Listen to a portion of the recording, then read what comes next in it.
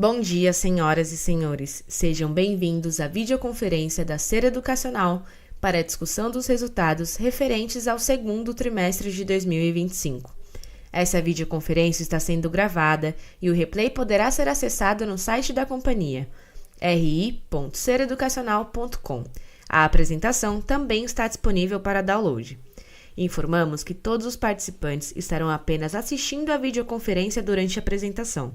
E em seguida, iniciaremos a sessão de perguntas e respostas, quando mais instruções serão fornecidas. Antes de prosseguir, aproveito para reforçar que as declarações prospectivas têm como base as crenças e suposições da administração da Ser Educacional e as informações atuais disponíveis para a companhia. Essas declarações podem envolver riscos e incertezas, tendo em vista que dizem respeito a eventos futuros, e, portanto, que dependem de circunstâncias que podem ou não ocorrer. Investidores, analistas e jornalistas devem levar em conta que eventos relacionados ao ambiente macroeconômico, ao segmento e a outros fatores podem fazer com que os resultados sejam materialmente diferentes daqueles expressados nas respectivas declarações prospectivas. Estão presentes nesta videoconferência os senhores Jânio Diniz, diretor-presidente, João Aguiar, diretor financeiro, e Rodrigo Alves, diretor de Relações com Investidores. Gostaria agora de passar a palavra ao senhor Jânio Diniz, diretor-presidente da companhia, que dará início à apresentação. Por favor, senhor Jânio, pode prosseguir. Bom dia a todos e obrigado por participarem da videoconferência de resultados do segundo trimestre de 2025. Indo direto para o slide 4, onde apresentamos os destaques do período. No geral, os resultados deste trimestre mantêm a consistência dos bons números do primeiro trimestre, sendo as principais diferenças meramente sazonais, já que este é tradicionalmente o nosso melhor trimestre do ano e desta vez não foi diferente. Registramos um crescimento sólido na captação de bases de alunos do ensino presencial, com ambos os indicadores apresentando aumento de 2 dígitos. Isso contribuiu para a expansão das nossas margens EBITDAs e líquida ajustadas no trimestre. Nossa estratégia de aumentar a alavancagem operacional e reduzir a alavancagem financeira continua a se mostrar eficaz, convertendo uma parte considerável do aumento de receita diretamente em EBITDA e, consequentemente, em lucro líquido. Outro ponto importante é que os resultados desse semestre já superam ou se equiparam ao total acumulado em todo o exercício de 2024. O lucro líquido contábil do semestre é 26% superior ao lucro líquido ajustado de 2024. E nossa geração de caixa pós-CAPEX praticamente atingiu o mesmo montante acumulado no ano passado. Esse desempenho robusto nos permitiu acelerar a redução de endividamento financeiro. Reduzimos nossa dívida em mais de 100 milhões de reais em comparação ao mesmo período do ano passado, sendo 70 milhões apenas nesse semestre.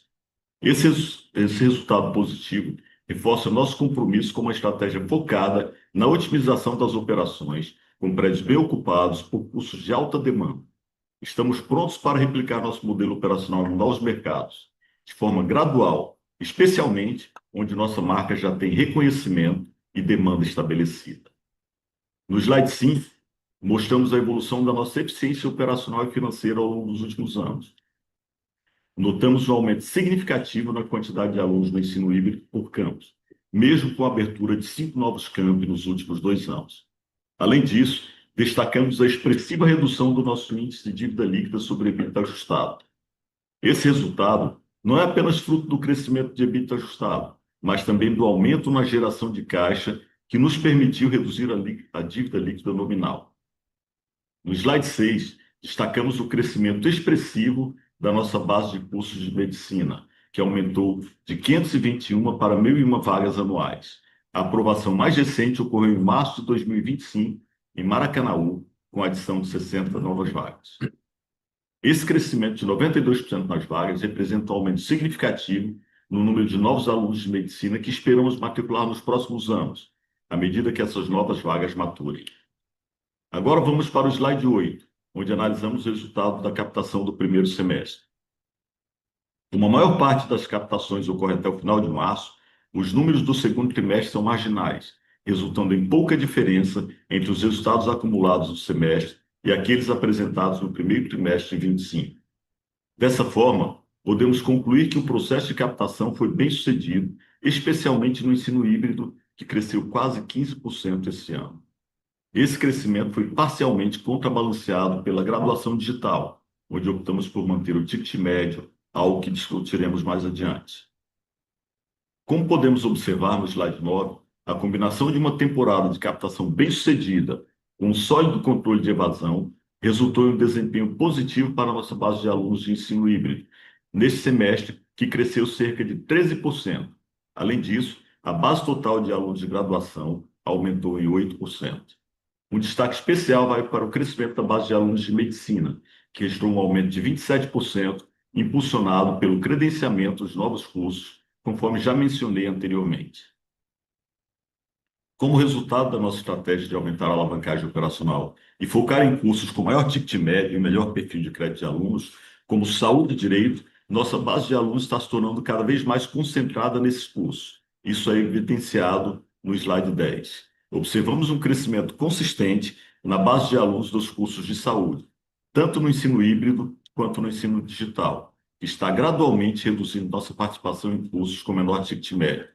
Essas mudanças têm ocorrido ao longo dos últimos anos e é um dos principais fatores que contribuem para os resultados positivos que estamos alcançando neste ano. No slide 11, apresentamos a evolução do nosso ticket médio, que cresceu 3,7%, em função principalmente do crescimento da participação da base de alunos do ensino híbrido, que passou de 49,2% para 52,9% na base total de alunos de graduação, e do aumento do ticket médio dos alunos de ensino digital, que aumentou 2,9%.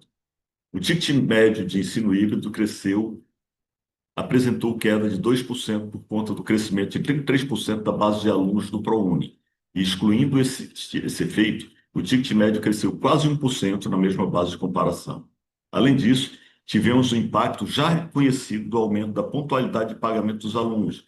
E nesse trimestre, é um efeito marginal de antecipação de matrículas e rematrículas que moveu parte das receitas para o primeiro tri. Esses foram os meus comentários iniciais. E agora passo a palavra para o João Aguiar para falar sobre os resultados financeiros. Obrigado, Jane. Bom dia a todos. Vamos agora para o slide 13, que detalhamos a evolução da receita líquida nesse trimestre. O segundo trimestre, assim como o primeiro, apresentou um crescimento robusto na receita líquida, com um aumento superior a 10%, especialmente quando consideramos os fatores sazonais. Esse é o nosso melhor trimestre em termos de reconhecimento de receita e resultados gerais, o que eleva a base de comparação para o crescimento ano a ano. Outros fatores, como o aumento da pontualidade e a antecipação de rematrículas, como comentado pelo Jânio, também impactaram nessa sazonalidade. No primeiro trimestre, a receita aumentou cerca de 20%, influenciada pela introdução do programa Ser Solidário e ainda sem o reconhecimento dos descontos do ProUni, que registrou um aumento de 33% na base de alunos deste ano. No slide 14, analisamos o desempenho do EBITDA e do EBITDA ajustado, ambos apresentando um crescimento sólido de 17% e 25%, respectivamente, juntamente com uma expansão significativa de margem. Esse aumento nas margens EBITDA e EBITDA ajustado é resultado da realavancagem operacional que Jânio mencionou. O aumento na captação e o sucesso na rematrícula nesse semestre resultaram em uma maior ocupação dos prédios e salas de aula, permitindo-nos manter os custos e despesas operacionais sob controle. Entre as linhas que apresentaram aumentos mais significativos, destacamos a provisão para devedores duvidosos, a PDD, que aumentou devido a 3 fatores principais: maior provisão para perdas no ensino digital, devido ao aumento da evasão nesse semestre, consequência do crescimento na captação do semestre passado. O segundo fator foram as mudanças no nosso formato de cobrança, que reduziram o volume de descontos concedidos no resultado financeiro e aumentaram um pouco a PDD, sem impacto prático no lucro líquido. E o terceiro, o aumento do provisionamento do Fundo Garantidor do FIES. No acumulado do ano, também registramos um aumento na PDD devido à implementação do programa Ser Solidário, mas como sazonalmente não há muitas novas matrículas no segundo trimestre, o impacto na PDD foi pequeno, como podemos observar já no slide 15, onde resumimos o impacto do programa Ser Solidário, tanto no trimestre quanto no acumulado do ano. O programa de parcelamento de matrículas foi implementado com sucesso e, como podem ver, aumentou a receita desse trimestre em 3,8 milhões, totalizando 27 milhões acumulados no ano. Atualmente, a provisão do programa está em 38% da receita após o ajuste a valor presente, o que se mostrou uma decisão acertada para esse início, sendo o incremento do prazo médio de recebimentos até o momento de apenas 2 dias. O programa continuará sua implementação no terceiro trimestre e será aplicado a todas as novas matrículas elegíveis no ensino híbrido, excluindo FIES, ProUni e cursos de medicina. Vamos ao slide 16, onde apresentamos a evolução do nosso lucro líquido e lucro líquido ajustado. Como pode ser observado, a melhoria no desempenho operacional, juntamente com as alavancagens financeiras, que tem sido nosso principal foco nos últimos 2 anos, nos permitiu aumentar consideravelmente o lucro para nossos acionistas. Isso resultou no lucro líquido contábil acumulado no ano, que já supera o lucro de todo o ano de 2024. Nossa margem líquida no trimestre atingiu níveis bastante saudáveis, chegando a 13,8%. Quando ajustamos apenas pelos itens não recorrentes do período, a margem atinge 14,7%, um crescimento significativo em comparação aos 9,2% e 8,7% respectivos que apresentamos no ano passado.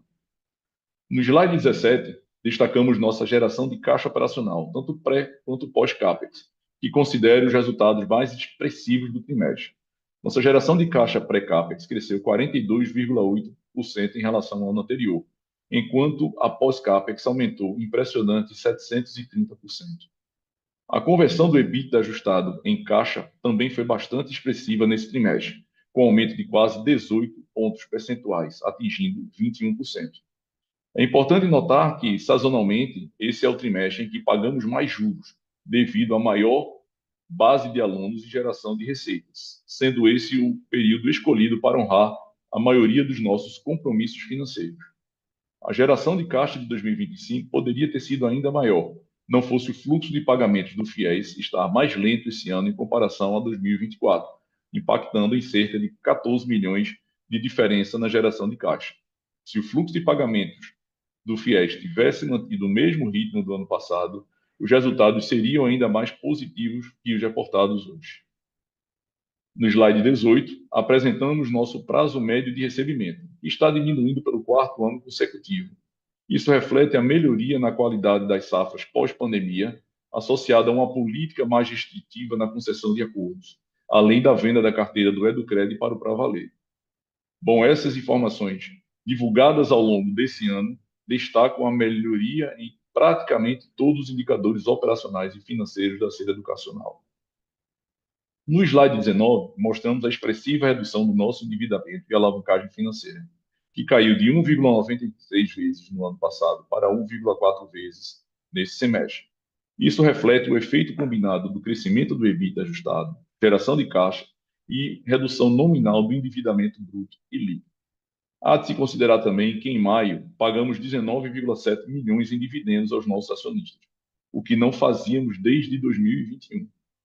Estamos nos aproximando do nosso objetivo estratégico de operar com alavancagem abaixo de 1 vez, o que consideramos saudável para uma empresa com nosso perfil, especialmente devido à ausência de tax shield no nosso setor. Com isso, estamos com todas as características de uma empresa saudável, gerando caixa, investindo em expansão, reduzindo dívidas, ao mesmo tempo em que remunera seus acionistas com distribuição de dividendos. E, finalmente, no slide 20, apresentamos nosso CAPEX, que nesse trimestre, assim como no primeiro, mostrou uma redução significativa em comparação ao ano passado. Isso ocorreu por 2 motivos principais. Primeiro, a conclusão de alguns investimentos realizados para adequar imóveis para receber alunos, permitindo a devolução de alguns prédios, em linha com o nosso plano de otimização operacional. Além disso, houve obras para o início dos cursos de medicina credenciados no ano passado. Nesse ano, não precisamos realizar esses investimentos de forma relevante e postergamos o início de algumas obras que serão retomadas no segundo semestre.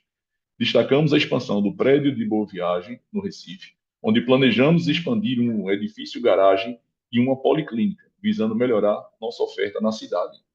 Esses foram os meus comentários sobre os resultados. Agora, devolvo a palavra ao Jânio para as considerações finais.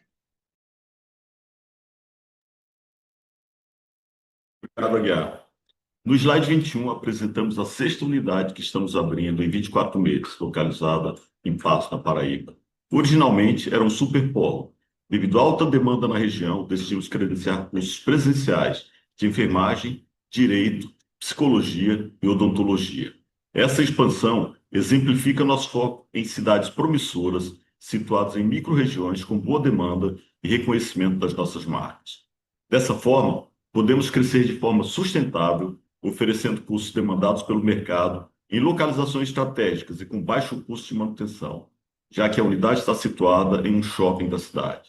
Além disso, nossa marca é desejada pelo público por sua forte aceitação no mercado de trabalho e qualidade acadêmica. Já no slide 23, para finalizar, gostaria de reforçar nosso posicionamento estratégico, de manter o foco na otimização das nossas operações. Embora o processo turnaround tenha sido concluído com sucesso, queremos que a empresa continue com um compromisso firme em eficiência para gerar caixa e alcançar nossos objetivos de redução de alavancagem financeira no próximo ano. Nesse sentido, continuamos a apostar nos cursos de saúde, no credenciamento de novos cursos de medicina e no investimento em nossas marcas. Nosso objetivo é sermos cada vez mais reconhecidos no mercado por oferecer uma experiência positiva para os nossos alunos, com um ecossistema de educação continuada cada vez mais integrado, utilizando tecnologia de ponta e incentivando o empreendedorismo. Esses foram os meus comentários iniciais. Estamos à disposição para as perguntas. Iniciaremos agora a sessão de perguntas e respostas para investidores e analistas. Caso deseje fazer alguma pergunta, por favor, pressione o botão levantar a mão. Se a sua pergunta for respondida, você pode sair da fila clicando sobre abaixar a mão. Nossa primeira pergunta vem de Lucas Nagano, da Morgan Stanley. Lucas, o seu microfone já está liberado. Bom dia, Jânio, João, Rodrigo. Obrigado pelo espaço aqui. A gente tem duas perguntas. A primeira é sobre a captação do segundo semestre, se vocês poderiam dar um pouco mais de cor sobre como ela está progredindo e até que ponto esse período de transição para a nova regulação está afetando a questão de preço assim, acima do usual. A segunda pergunta é sobre o ticket de medicina, que ele veio muito forte no primeiro tri, né? E vocês tinham comentado que era pela questão de mix de novos cursos, novas escolas. E ele desacelerou no segundo tri. E eu queria saber assim, quais foram os fatores. Parece que teve entrada atrasada de alunos para a Uni, mas também eu queria saber se esses pontos de ser solidário e desconto de pontualidade eles também influenciam a medicina. Obrigado. Bom dia, Lucas. Obrigado pela pergunta. Eu vou responder a primeira, em seguida o Aguiar e o Rodrigo respondendo o ticket médio. A captação ela vem em linha com o que nós temos orçado, com o que nós esperávamos aqui. O presencial, o híbrido, ele vem andando bem dentro de tudo aquilo que a gente esperava. O EAD, ele vem sofrendo uma pressão maior, como nós já esperávamos também, principalmente devido a essa mudança de legislação, em que a maior parte dos concorrentes está buscando, principalmente no fim de captação, uma pressão muito forte em preço. Como nós optamos por tentar manter um ticket médio melhor, é a estratégia que a gente já vem usando para o EAD nos últimos tempos, estamos mantendo firme nessa estratégia agora, o EAD vem com uma pressão maior.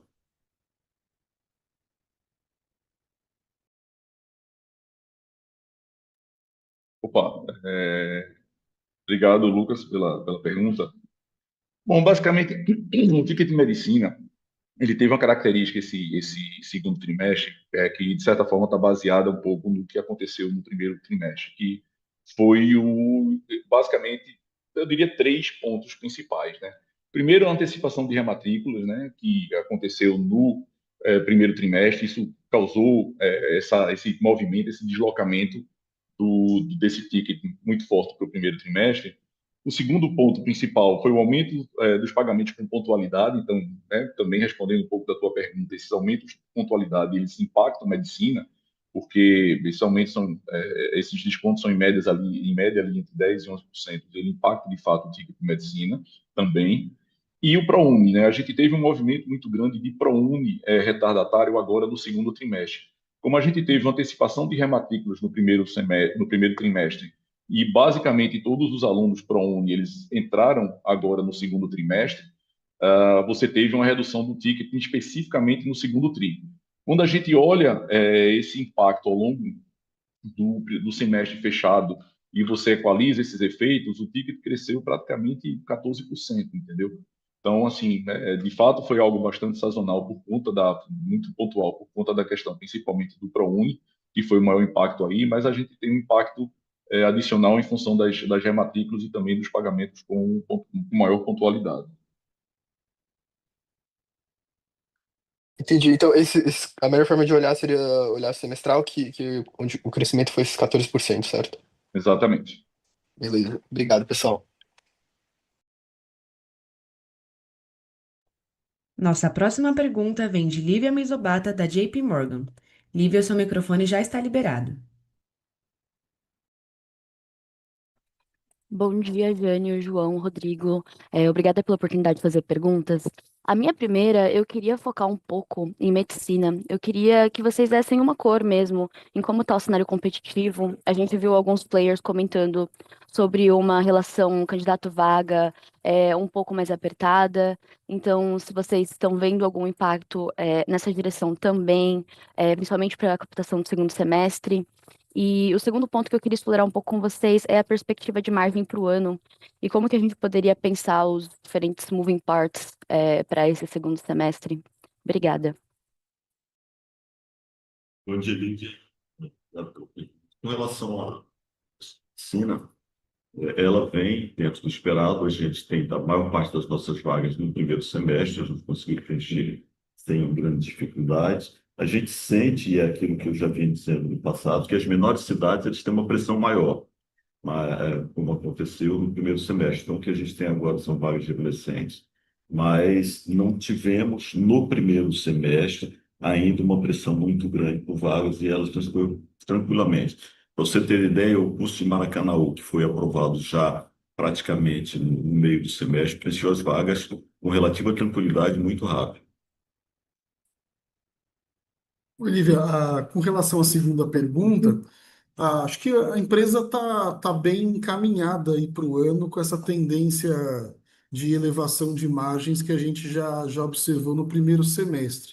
Acho que outro ponto positivo aí para construir os modelos aí para frente, essa temporada de captação de inverno, que é basicamente uma temporada de reposição, ela está caminhando bem nesse sentido, ou seja, a gente não deve ter no período uma mudança muito grande de tendência de base de alunos, tanto na renovação de matrículas, tanto no volume de captação propriamente dito. Então, a parte de geração de receitas nos parece ali também bem controlado. Outra coisa que o semestre mostrou, que eu acho também importante para replicar aí para o futuro, foi o sucesso na contenção do aumento de custos e despesas, ou seja, a gente gerou mais receita tendo com base ocupação maior de prédio e aumento de ensalamento. Isso é uma tendência que continua, uma vez que o nosso processo aqui de inverno está caminhando bem. E para os anos seguintes, eu acho que vale destacar que 2025 é um ano que as vagas novas de medicina elas contribuem relativamente pouco com o resultado, porque elas ainda são primeiro ou segunda safra, né, de 6 safras que a gente acumula até a maturação dos cursos. Então, a maturação desses cursos de medicina, sendo o mercado um pouco mais favorável em preço ou menos, acho que para a gente é menos relevante, porque nós crescemos 92% o volume de vagas, e isso, quando a gente coloca na maturação, nos permite aí escalar um pouco mais as margens por conta da margem de medicina ser mais elevado, né, na faixa ali dos 50 a 55%, né?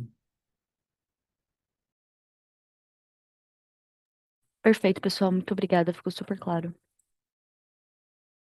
Nossa próxima pergunta vem de Luca Marquezine, do Itaú.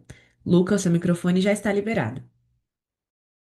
Bom dia, pessoal, tudo bem? Obrigado por pegarem nossas perguntas. São duas do nosso lado. A primeira é em relação à rentabilidade, né? Então, a gente viu, não só nesse trimestre, mas nos últimos também, uma boa diluição aqui de custos com pessoal e também custo de aluguel, né? Acho que a cabeça é mais entender se ainda há espaço para mais diluição para frente ou se esse já deveria ser um nível normalizado aqui para essas linhas, tá? E aí a segunda pergunta seria em relação à estrutura de capital e alocação aqui, né, do caixa da companhia. Vocês comentaram que uma das fortalezas aqui dos últimos resultados tem sido geração de caixa, e a gente tem visto alguns anúncios de aquisição, principalmente em medicina, né? Então, se puderem comentar a cabeça da empresa em relação a possíveis aquisições, se vocês têm sentido aqui uma maior aptidão para aquisição, especificamente em medicina, acho que nos ajuda, por favor.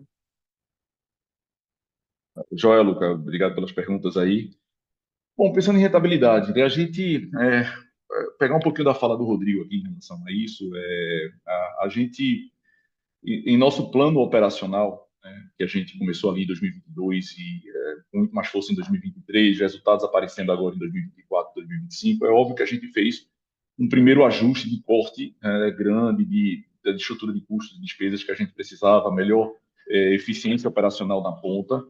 E isso, de certa forma, vai se repetindo ao longo do ano, mas não com tanta força, né? Ao longo dos anos, não com tanta força. Ou seja, ainda há espaço, mas eu diria numa perspectiva e num número, né, muito menor do que foi em 2024 e 2025.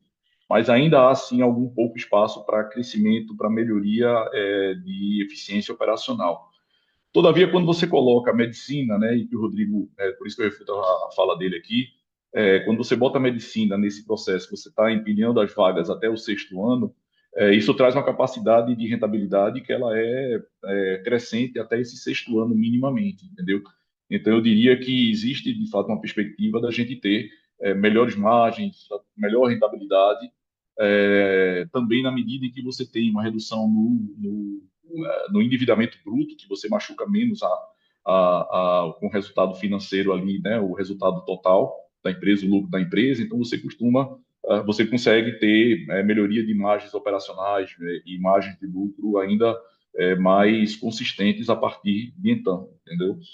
Com relação à estrutura de capital, na prática, o que a gente vem tendo ali dos nossos objetivos, e vocês têm acompanhado isso ao longo dos últimos 2 anos, é de fato esse mantra aqui da redução do endividamento bruto e, por consequência, a redução da alavancagem financeira. Então, isso se mantém dessa maneira. A intenção é a gente trabalhar com caixa um pouco mais baixo do que a gente costumava trabalhar no passado recente, para que a gente possa ir atendendo o cronograma, né, de pagamentos dessas dívidas de uma maneira natural com a nossa própria geração de caixa. Com relação às aquisições, eu não sei se é um momento específico da gente falar de aquisições de medicina que seja, né? Acho que ainda está muito efervescente aí todo esse processo das liminares, das aprovações das liminares. Ainda temos algumas liminares aí em análise pela Justiça, pelo MEC. Então, o Mais Médico, a perspectiva do Mais Médicos, apesar da postergação, eu acho que tem muita coisa no radar ainda para acontecer nesse cenário, antes de se pensar efetivamente em eventual M&A, principalmente no que tange a medicina.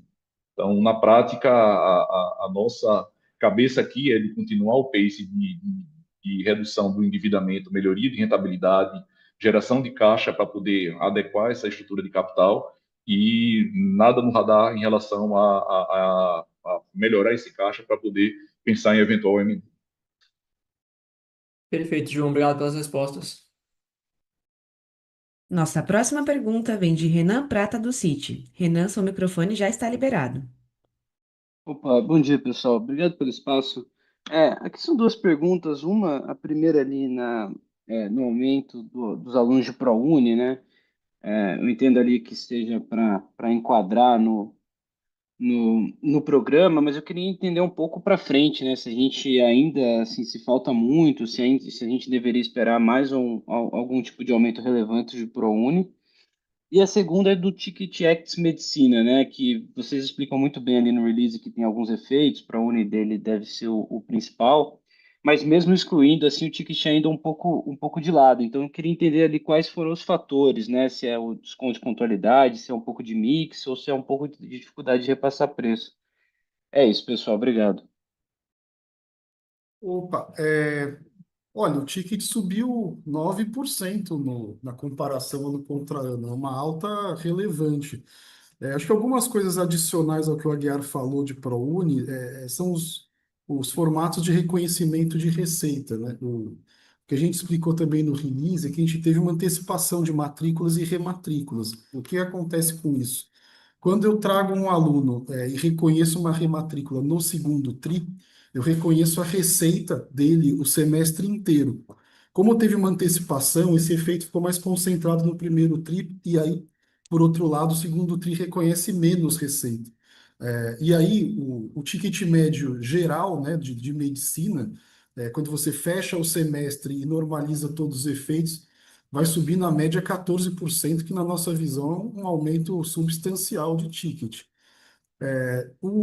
A questão do ProUni, ele também tem, ele gera, de certa forma, o mesmo efeito. Na medida que você reconhece o desconto do ProUni no segundo TRI, ele acaba também impactando o semestre inteiro.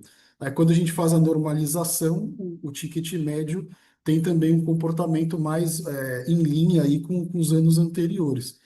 Mas fora isso, eu não vejo assim muita mudança de comportamento, o comportamento do ticket presencial, especialmente por conta ali da antecipação de pagamentos, né, ou maior pontualidade de pagamento. Ele já há algum tempo tem gerado aquele desconto de 10% no ticket que gera um impacto razoável. E em troca disso, você tem maior geração de caixa, menor evasão e maior volume de alunos como um todo. Então, me parecem assim os dois movimentos normais e razoáveis. Completando só o que o Rodrigo falou, né? A questão do ProUni ele tem uma sazonalidade muito específica, dependendo do calendário do ProUni em relação ao que o governo solta, tá? Além disso, quando a gente tem unidades ainda em fase inicial, ou unidades que ainda estão rampando, a nossa cabeça aqui, uma cabeça mais conservadora, na oferta de vagas do ProUni, ele acaba ficando um pouco acima, mesmo que haja uma pequena ineficiência tributária ali, que a gente dosa isso em cima da mantenedora, que aí é mais tranquilo para a gente fazer nesse sentido. E ao longo do tempo isso se equaliza. Então, quando você olha o semestre e o ProUni na prática no semestre, você vai ver eventualmente um incremento maior do que o crescimento da própria receita bruta, principalmente para os alunos que são desse modelo de entrada, mas esse incremento muitas vezes ele está compensado de alguma maneira na eficiência tributária, entendeu? Então isso impacta obviamente o ticket médio, impacta a receita líquida, mas eu tenho uma certa compensação disso na eficiência tributária que a gente gera a partir dessas vagas adicionais que podem ser impactadas por curso e perder um pouco de ticket médio, mas eu transfiro um pouco disso para a eficiência tributária. Tá claro, pessoal. Obrigado. Nossa próxima pergunta vem de Mirela Oliveira, do Bank of America. Mirela, seu microfone já está liberado. Bom dia, Jane, João, Rodrigo, obrigada pelo espaço para fazer pergunta. Eu tenho aqui, na verdade, uma pergunta, um follow-up em relação à geração de caixa, né? A gente acompanhou essa melhora de rentabilidade, principalmente puxada aí pelos resultados de medicina dos últimos tris. Mas quando a gente olha ali para os outros business, principalmente nesse cenário mais difícil de captação que vocês comentaram, na opinião de vocês, a principal alavanca para melhorar a rentabilidade dessas verticais também, aí olhando para um prazo de 1 a 2 anos, né? E o segundo ponto, ali no release vocês comentam que teve uma reclassificação, né, de despesa financeira para o PDD. Se vocês poderiam dar abertura, comentar um pouco de qual foi a magnitude desse efeito, como teria sido a PDD sem essa reclassificação. Mirela, cortou muito, mas acho que do que eu entendi, acho que o que a gente precisa esclarecer aí dessa questão de PDD e desconto concedido foi uma mudança no formato de cobrança, de forma que a gente teve mais alunos negociando dentro do prazo da PDD. Então, as negociações e os descontos oriundos dessa mudança de formato acabaram fazendo uma mudança entre linhas, entre desconto concedido, que diminuiu pela metade, e o maior volume de acordos e pagamentos na pontualidade geraram o aumento da PDD. Em cima disso, a PDD também teve um aumento relativo à evasão do EAD. Isso, como teve uma captação grande no final do ano passado de alunos, e o nosso sistema corta os alunos inadimplentes ou que não acessam o sistema, em média 3 meses, o segundo TRI concentrou um pouco a PDD dessa evasão que você pode ver lá nos operacionais, que ela também aumenta. Eu não sei se eu entendi o resto, não sei, Aguiar, se você. Acho que a primeira ficou bem truncada, Mirela, só complementando aqui o que o Rodrigo falou, mas acho que se você puder ter a primeira pergunta depois. De fato, a gente começou a forçar muito mais os acordos para os alunos que estão, que acabaram, vamos dizer assim, finalizando o ciclo de semestral até esse primeiro ano, eventualmente, de um aluno que sai, porque o aluno que está dentro de casa, você tem mais facilidade de fazer todo esse processo de cobrança nele, mas muitas vezes o aluno que evade depois de um ciclo de 6 meses até um ano, a gente começou a dar a tratar de forma muito diferente esse aluno do aluno que já está há mais de um ano na faculdade. Então, a gente começou a enrijecer muito a política de descontos nesse sentido e usar ferramentas para forçar esse aluno a pagar, e aí a gente está falando, né, das agências de bilhões de crédito, etc., e dar também ferramentas para eles poderem pagar. Então, na medida em que você força que você está negativando, você está fazendo uma série de coisas que esses alunos vão ter dificuldade futura para outros movimentos que eles possam fazer, eles vêm e a gente oferece as ferramentas de pagamento, né, que eles podem ter hoje, né, que tem hoje no mercado, que a gente trouxe algumas delas para dentro de casa e a gente viu um movimento muito salutar nisso. E no movimento dos alunos de 6 meses a um ano, a gente começou a fazer, operar diferente com esses alunos, inclusive na perspectiva deles voltarem para a faculdade, porque aquele aluno mais fácil de retornar para a faculdade enquanto ele tem recém saído. Tá? Então, acho que só complementando aqui essa questão do que o Rodrigo falou. E eu vou pedir para você repetir a primeira, que a primeira truncou bastante, ficou bem picotado aqui. Perfeito, obrigada, pessoal. A gente teve um problema de conexão aqui. A primeira pergunta é um follow-up em relação à geração de caixa. A gente acompanhou essa melhora de rentabilidade puxada pelos resultados de medicina nos últimos tris. Mas aí, quando a gente olha para os outros business ali, né, híbrido e digital, principalmente com esse cenário mais difícil de captação que vocês comentaram, o que, na opinião de vocês, é a principal alavanca para a rentabilidade dessas verticais? Pensando num médio prazo. Oi, Mirela. Bom, eu não sei se a gente se expressou mal. A gente não vê o cenário de segundo semestre como mais difícil necessariamente. O que a gente está fazendo no segundo semestre é trabalhar uma reposição com ticket médio maior, porque a gente está com os prédios bem ocupados e a oportunidade que a gente tem, aproveitando que o mercado ele segue aquecido, e é o que a gente está vendo, a gente prefere fazer uma reposição com aumento de ticket médio, dado a ocupação de prédio mais alto. E a geração de caixa, eu vejo ela como um efeito combinado. Existe sim o benefício das vagas de medicina, mas, por outro lado, os níveis de inadimplência do presencial, especialmente aí dos alunos mais novos, né, das safras mais novas, é uma inadimplência menor aí dos últimos 6, 7 anos. Eu não me lembro aí de uma inadimplência tão boa. Mas existem outros efeitos, né? Nós criamos o Ser Solidário, nós criamos uma base de EAD maior que gerou uma PDD, teve o ajuste do FGDUC que a gente anunciou no quarto tri do ano passado, que foram efeitos que aumentaram um pouco a PDD. Mas a base do presencial, eu diria que ela é a maior fonte aí de aumento de conversão de EBITDA em caixa. Lembrando que nesse ano o FIES teve um volume de pagamentos 14 milhões menor que o ano passado, ou seja, se houvesse a normalização do fluxo de pagamento ali dos cronogramas do FIES, a geração de caixas seria ainda mais interessante para a gente, que é uma geração de caixa praticamente aí oriunda do ensino presencial comum, né? Super claro, obrigada, Rodrigo Ou Aguiar. só, Mirela, Opa.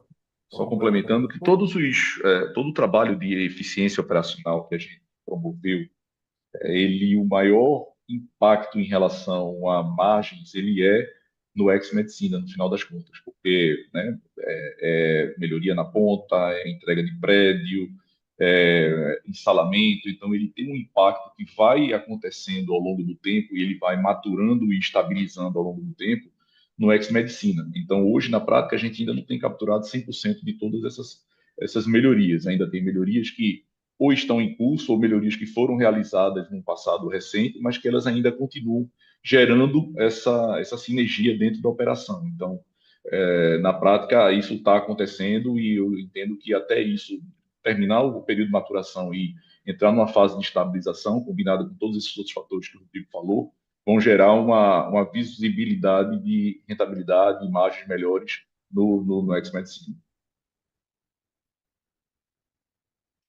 Perfeito. Obrigada, João. Lembrando que caso deseje fazer alguma pergunta, por favor, pressione o botão levantar a mão.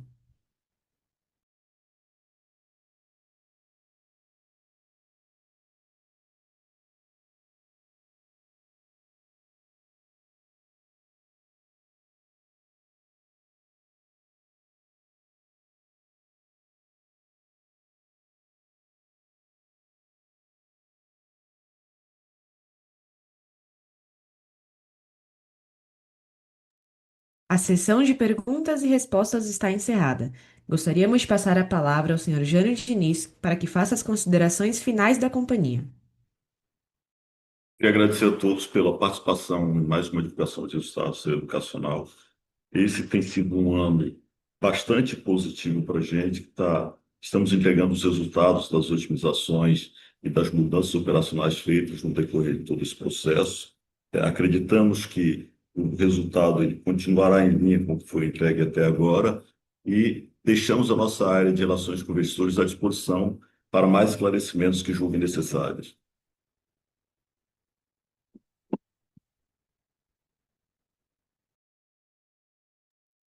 A videoconferência da Ser Educacional está encerrada. Agradecemos a participação de todos e tenham um bom dia.